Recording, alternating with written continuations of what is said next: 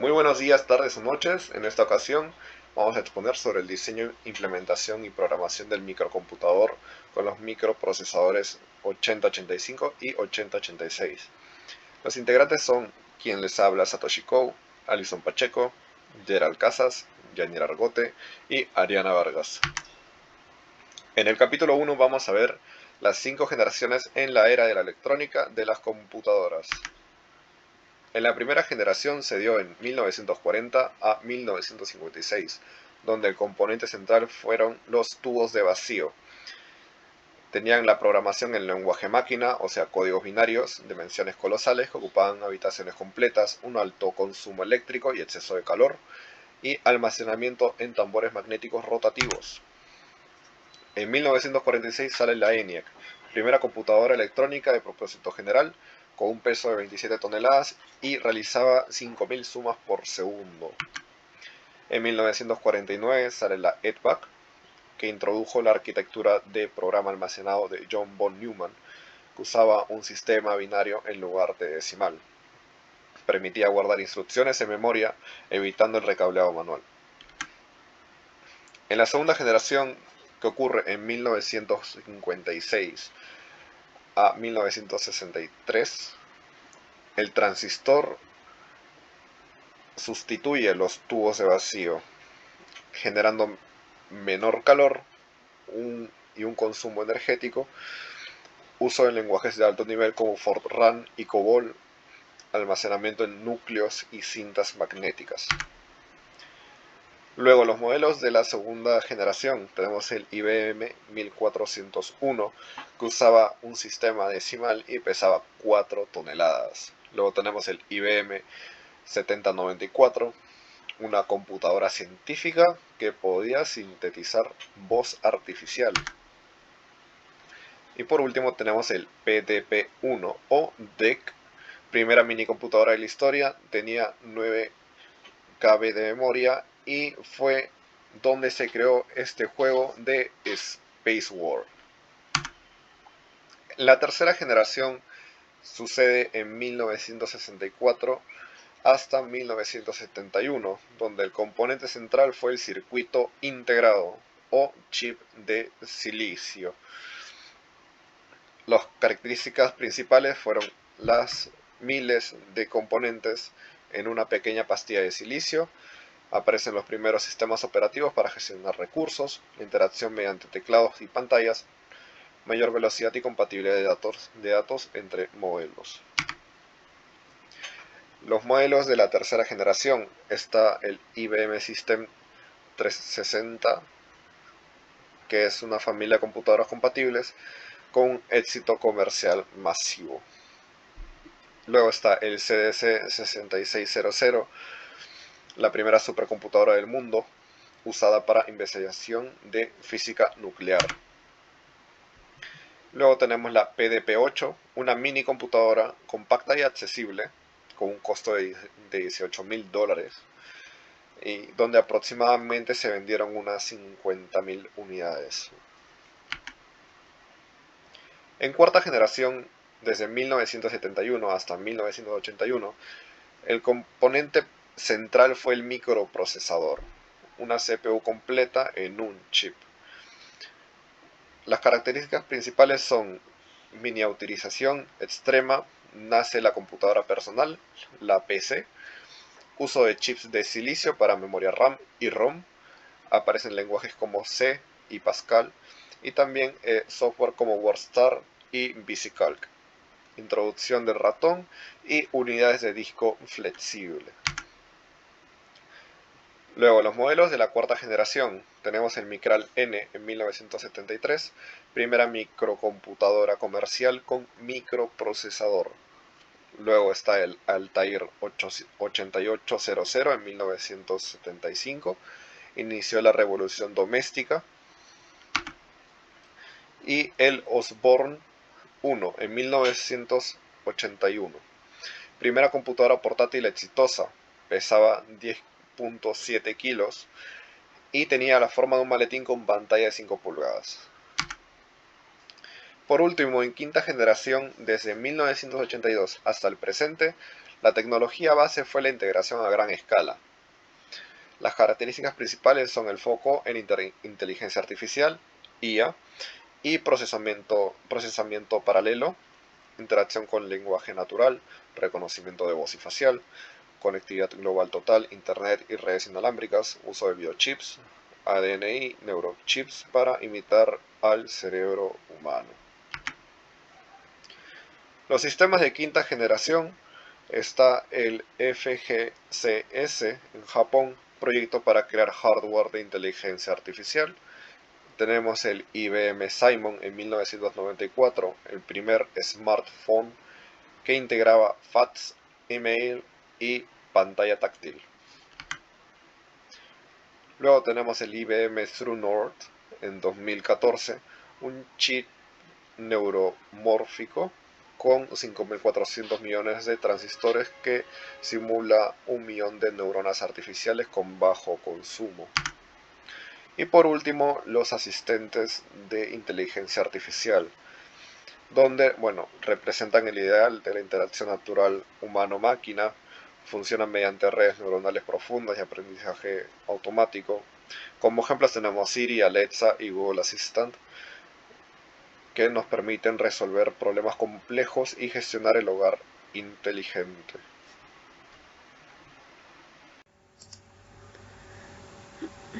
Hablaremos del capítulo 2, que es sobre las hojas técnicas de los microprocesadores. El microprocesador 8080 fue uno de los primeros microprocesadores comerciales y marcó el inicio de las computadoras modernas. Tiene una arquitectura de 8 bits, velocidad de hasta 2 MHz y capacidad de direccionar 64 KB de memoria. Acá tenemos los pines del microprocesador. Algunos de ellos son la línea correspondiente a bus de direcciones, la conexión a tierra, la fuente de alimentación negativa, el reset hold in. Y tenemos la arquitectura del microprocesador 8080, que su funcionamiento se basa en un ciclo continuo: obtener, decodificar y ejecutar instrucciones. Fue fundamental porque sentó la base de procesadores actuales. El microprocesador 8085 es una mejora del 8080, también de 8 bits, pero más eficiente y mucho más rápido, hasta 3 MHz. Optimiza la ejecución de instrucciones y mejora el manejo de interrupciones. Acá tenemos los pines del procesador 8085. Tenemos entradas utilizadas para relojes de sistema, tenemos líneas del bus de direcciones, control de lectura, escritura, el clock, etc. Y su arquitectura, pues su funcionamiento incluye el uso de ALU para operaciones de control de flujo y programa. El microprocesador 8086 de 1978, que fue el primer microprocesador de 16 bits, introduce segmentación de memoria y permite direccionar hasta 1 MB. Se divide en dos unidades: VIU, que obtiene instrucciones, y EO, ejecuta instrucciones, lo que mejora el rendimiento. Acá están los pines del microprocesador 8086, que algunos de ellos son la entrada de interrupción enmascarable, solicitud de interrupción, señal de reconocimiento, el DEN, que habilita la transferencia de datos, etc. Y su arquitectura del microprocesador 8086 divide el trabajo en una unidad de ejecución y una unidad de bus, como se le mencionó, utilizando segmentación de memoria para acceder a más espacio. El microprocesador 80186 de 1982 fue el procesador de 16 bits con mayor integración interna. Incluye periféricos dentro del chip, reduciendo la necesidad de hardware externo, mejorando la eficiencia. Acá tenemos los pines del microprocesador 186, que es el RECEL, el clock, REST, TEST, y etc. La arquitectura del microprocesador, que incluye una unidad de ejecución, bus y módulos internos integrados y reducen componentes externos. El microprocesador 80188 fue la versión del 80186 con bus de datos de 8 bits, más económico pero con menor rendimiento. Acá tenemos los pines del microprocesador 80188, como la fuente de alimentación, que fue de 5 voltios, tenemos la conexión a tierra, RC, las entradas, el cloud, etc. Y su arquitectura es similar a la de 80186, pero con integración de periféricos internos. Sin embargo, acá se utiliza un bus de datos de 8 bits, lo que limita la velocidad de transferencia. Su funcionamiento sigue siendo el mismo esquema de ejecución y control, pero está optimizado para sistemas más simples y económicos, sacrificando rendimiento a cambio de menor costo. El microprocesador 80286 pues mejora las velocidades de hasta 25 MHz. Introduce el modo protegido que mejora la seguridad y permite multiárea. Acá tenemos algunos pines del microprocesador, que son el clock, el S2, C1 y C0, que determinan el tipo de ciclo de bus, el lock, que bloquea el acceso al bus a otros dispositivos, el reset, que reinicia, el BSS, que es la conexión a tierra, y el BSC, la fuente de alimentación de 5 voltios. En su arquitectura incluye múltiples unidades funcionales: ejecución, instrucción, dirección y bus. El modo protegido permite controlar el acceso a memoria y ejecutar múltiples programas sin interferencias, mejorando la estabilidad del sistema. El microprocesador 80486 es un procesador de 32 bits que incorporó importantes mejoras en rendimiento y eficiencia. Alcanzaba velocidades de hasta 100 MHz e incluía memoria caché interna, lo que reducía significativamente el tiempo de acceso a datos. Acá tenemos los pines, que tenemos el clock, el lock, block, reset, gain, etc. Y su arquitectura del microprocesador 80486 mejora significativamente el rendimiento al integrar una memoria caché interna y un pipeline que divide la ejecución en etapas. Esto permite que varias instrucciones estén en diferentes fases al mismo tiempo, aumentando la eficiencia. Además, algunos modelos incluyen una unidad de punto flotante integrada, mejorando cálculos complejos. El acceso a memoria es más rápido y el procesamiento es mucho más fluido. El microprocesador Intel Pentium. El Intel Pentium marca el inicio de una nueva generación de procesadores, con importantes avances en arquitectura. Introduce el concepto de ejecución superescalar, permitiendo procesar más de una instrucción por ciclo de reloj. Cuenta con un bus de datos 64 bits y memoria caché separada para datos e instrucciones, lo que mejora el rendimiento. Además, incluye una unidad de punto flotante integrada, ideal para cálculos complejos. Fue clave en la expansión de computadores personales. Acá tenemos su arquitectura y tenemos las evoluciones de procesadores Pentium Intel. El Pentium Pro, que introduce técnicas avanzadas que mejoran la ejecución de instrucciones. El Pentium 2 aumenta la potencia y mejora el rendimiento general. El Pentium 3 supera la barrera del GHZ, impulsando el rendimiento. El Pentium 4 presenta una nueva arquitectura con mayores velocidades. El Pentium M, diseñada para laptops, optimiza el consumo de energía, y el Pentium D introduce el concepto doble núcleo, permitiendo la multiárea más eficiente. En conclusión, la evolución de los microprocesadores ha permitido pasar a sistemas simples de tecnología, altamente avanzadas. Cada generación ha mejorado aspectos como velocidad, capacidad de memoria, eficiencia energética. Hoy en día los procesadores son capaces de ejecutar múltiples áreas simultáneamente, siendo fundamentales en todos los dispositivos tecnológicos modernos.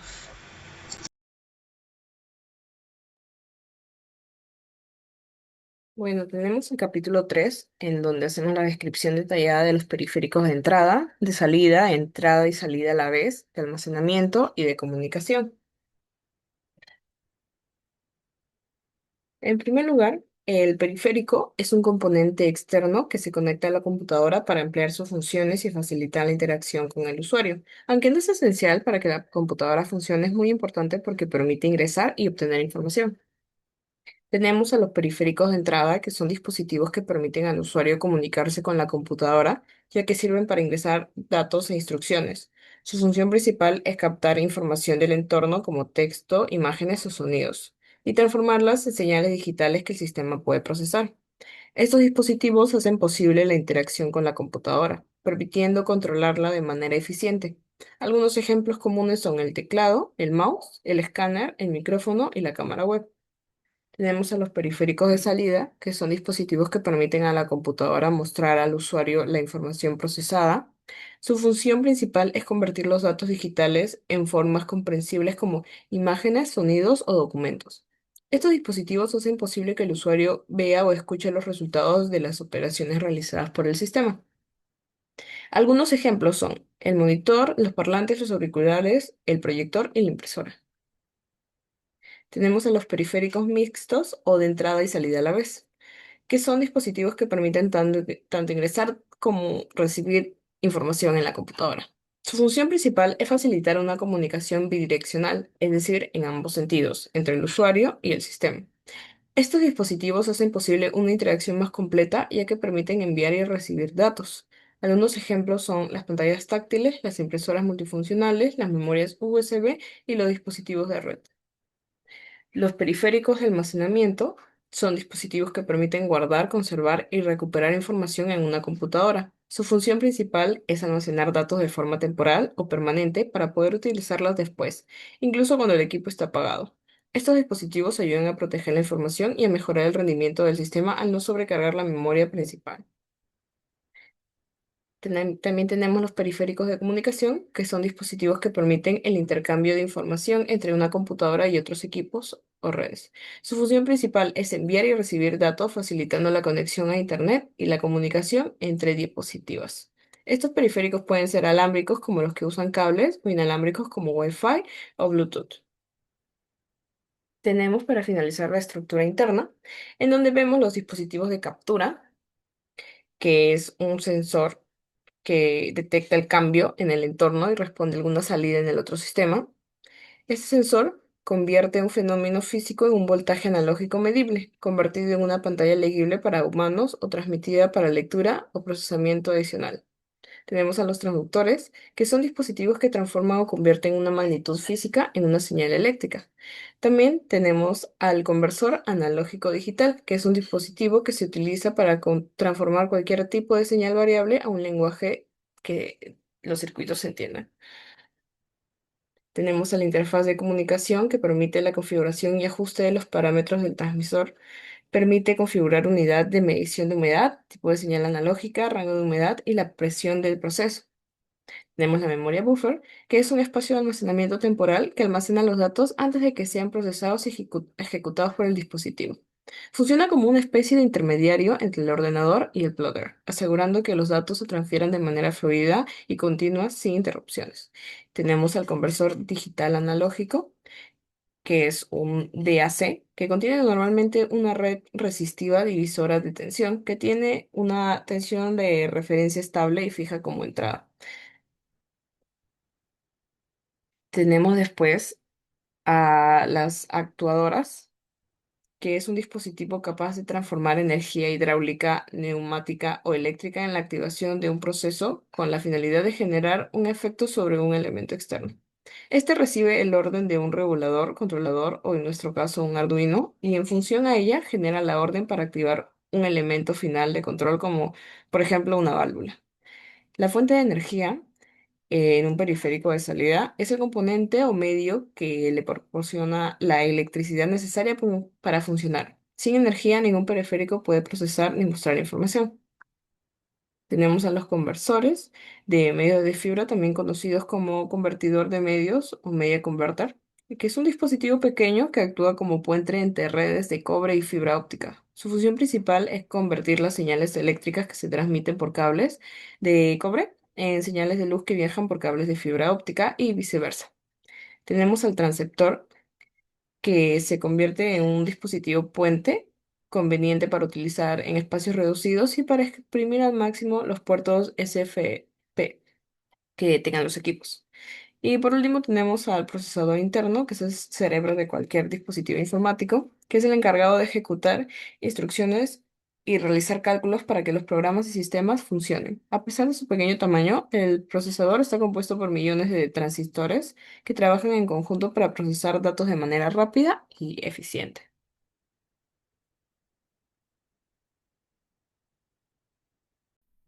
En el capítulo 4 vamos a ver cómo se diseñan computadoras a partir de los microprocesadores como el 8085 y el 8086. El diseño de computadoras basado en microprocesadores es fundamental en los sistemas digitales actuales. Los microprocesadores permiten integrar todas las funciones de procesamiento en un solo circuito, lo que hace que las computadoras sean más eficientes y económicas. En este capítulo se estudian dos microprocesadores importantes, el 8085 que es más simple y de 8 bits, y el 8086 que es más avanzado y de 16 bits. Además se analizan componentes importantes como la memoria, los buses y los dispositivos de entrada y salida, con el objetivo de entender cómo se construye una computadora desde un nivel básico. El microprocesador 8085 es un procesador de 8 bits desarrollado por Intel, capaz de realizar operaciones aritméticas, lógicas y de control. Se caracteriza por ser sencillo y fácil de implementar, por lo que es muy utilizado en el aprendizaje y en sistemas básicos. La arquitectura del 8085 está compuesta por la ALU, que realiza las operaciones y varios registros internos que almacenan datos. También incluye el contador de programa y el puntero de pila. Además, trabaja con un bus de datos de 8 bits y un bus de direcciones de 16 bits, lo que permite manejar hasta 64 kilobytes de memoria. Entre sus características principales, el 8085 es un procesador de 8 bits con una capacidad de direccionamiento de hasta 64 kilobytes. Su frecuencia de trabajo es relativamente baja, entre 3 y 6 MHz, pero suficiente para tareas básicas. Además, soporta interrupciones, lo que permite entender eventos externos. El 8085 utiliza 3 buses principales: el de datos, el de direcciones y el de control. Estos permiten la comunicación entre los componentes del sistema. Una característica importante es la multiplexación, donde algunas líneas se comparten, lo que requiere circuitos adicionales para separarlos. El 8085 puede operar en diferentes modos. En el modo normal ejecuta instrucciones de forma secuencial, en el modo de interrupción puede responder a eventos externos y en el modo de espera se sincroniza con dispositivos más lentos. El microprocesador 8086 es un procesador de 16 bits que representa una mejora significativa frente al 8085. Tiene mayor capacidad de procesamiento y permite trabajar con sistemas más complejos gracias a nuevas técnicas como la segmentación de memoria. La arquitectura del 8086 se divide en 2 partes. La unidad de ejecución se encarga de procesar las instrucciones, mientras que la unidad de interfaz de bus se comunica con la memoria. Además, cuenta con varios registros que permiten almacenar datos y direcciones. El 8086 tiene características más avanzadas, como un bus de direcciones de 20 bits que le permite acceder a 1 MB de memoria. También es más rápido y eficiente que el 8085, lo que lo hace adecuado para aplicaciones más complejas. Una de las principales innovaciones del 8086 es la segmentación de memoria, que divide la memoria en diferentes partes. Esto permite organizar mejor los datos y trabajar con programas más grandes. El 8086 puede trabajar en 2 modos. El modo mínimo se usa en sistemas simples con un solo procesador, mientras que el modo máximo se utiliza en sistemas más complejos donde pueden existir varios procesadores. El diseño de una computadora basada en microprocesadores no solo depende de los componentes individuales, sino de cómo se integran y trabajan en conjunto. Es importante asegurar que todos funcionen de manera coordinada para lograr un sistema eficiente. Un sistema computacional está formado por 3 componentes principales: la CPU, que procesa la información, la memoria, que almacena datos, y los dispositivos de entrada y de salida, que permiten la comunicación con el usuario. Los buses son fundamentales porque permiten la comunicación entre los componentes. Es importante diseñarlos correctamente para evitar conflictos cuando varios dispositivos intenten usarlos al mismo tiempo. La decodificación de direcciones permite identificar qué dispositivo debe responder cuando la CPU accede a una dirección específica. Es importante asignar correctamente los rangos de memoria para evitar errores o conflictos. La temporización asegura que todos los componentes trabajen en el momento adecuado. Las señales de control como lectura y escritura permiten coordinar las operaciones entre la CPU y la memoria. Finalmente, un buen diseño debe garantizar que todos los componentes sean compatibles, que el sistema pueda crecer en el futuro y que se utilicen los recursos de manera eficiente. Pasando a la interacción del sistema, básicamente todos los componentes trabajan juntos y se comunican mediante los buses del sistema. Cuando el usuario realiza una acción como presionar una tecla, la información llega a la CPU, se procesa y luego se obtiene una respuesta, por ejemplo en la pantalla. Este proceso sigue un ciclo de entrada, procesamiento y salida. Además, el 8086 es más eficiente porque puede trabajar en paralelo, mientras que el 8085 lo hace de forma secuencial. En diseños de computadoras con el 8085, el primer diseño está basado en una computadora portátil. Incluye memoria ROM y RAM. Su principal ventaja es que es portátil y consume poca energía. El diseño 2 está orientado al aprendizaje. Todos los componentes están integrados en una sola placa, lo que permite experimentar directamente con el hardware.